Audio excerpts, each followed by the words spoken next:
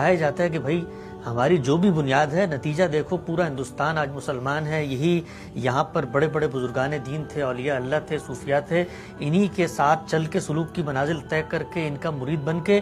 لاکھوں نہیں کروڑوں لوگ مسلمان ہو گئے۔ اسلام کی خدمت اس سے بڑھ کے کیا ہوگی؟ تو نتیجہ تو ہمارے حق میں پورا قرآن پڑھ جائیے، اللہ تعالیٰ کو اس سے کوئی دلچسپی نہیں ہے کتنی بڑی تعداد میں لوگ مسلمان ہو گئے۔ اس سے دلچسپی ہے کہ انہوں نے دین کو سمجھا کیسے،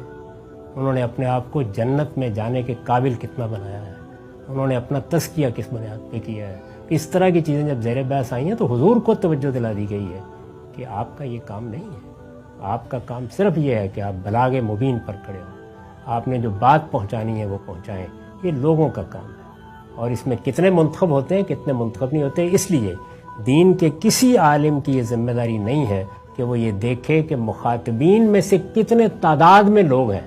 نہیں، اس نے دین کو کتنا بے کم و کاست بیان کیا ہے،